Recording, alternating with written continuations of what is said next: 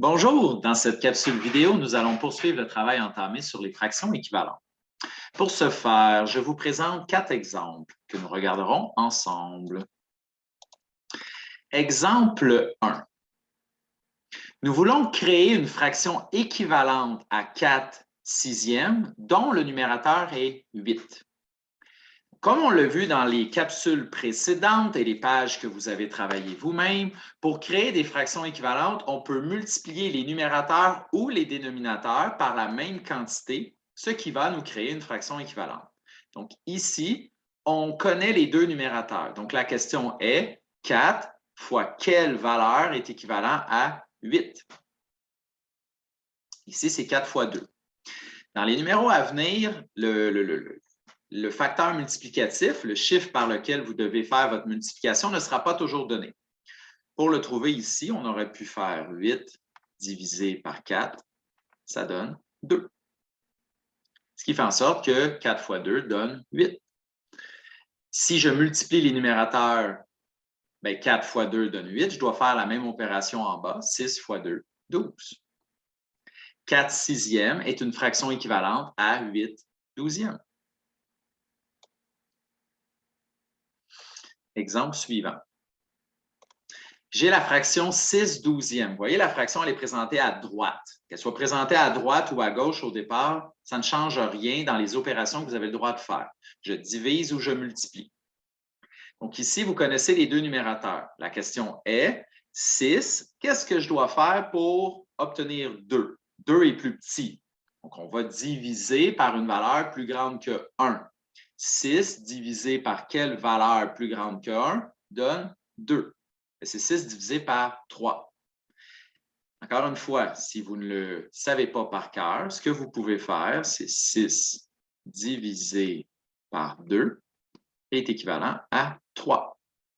Donc, nécessairement, 6 divisé par 3, le résultat sera 2. Si je divise les numérateurs par 3, je dois faire la même chose au dénominateur. 12 divisé par 3 donne 4. À un certain moment aussi, avec l'expérience, je pouvais voir que 6 est la moitié de 12. Et la moitié, c'est ce qu'on appelle un demi.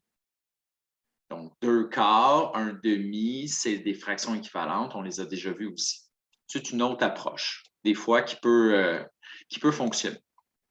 Exemple 3. À droite, vous avez la fraction 1 tiers. Nous voulons créer une fraction équivalente dont le dénominateur est 24. Vous voyez, 24 est une valeur plus grande que 3. Donc, si on multiplie par un chiffre plus grand que 1, on pourrait obtenir 24. 3 fois 8 donne 24. Si vous ne le savez pas par cœur, on peut effectuer le calcul suivant. 24 divisé par 3 donne 8. Comme je vous disais, vous ne connaîtrez pas toujours l'opération à faire. Des fois, il faut la trouver. Et cette fois-ci, vous deviez multiplier par 8. 3 fois 8, 24. On va faire la même chose en haut. 1 fois 8, 8. 8 24e et 1 tiers sont des fractions équivalentes, puisque 8 entre 3 fois dans 24. Finalement, exemple 4. Nous avons la fraction 8 douzièmes à gauche et on doit créer une fraction équivalente à droite dont le dénominateur est 3. La question est 12 divisé par quelle valeur est équivalent à 3? C'est 12 divisé par 4. Si vous ne le savez pas par cœur, on fait 12 divisé par 3. Résultat, 4.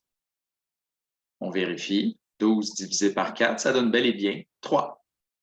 Au numérateur, on fait la même opération. 8 divisé par 4. Résultat, 2. 8 douzièmes et 2 tiers sont des fractions équivalentes.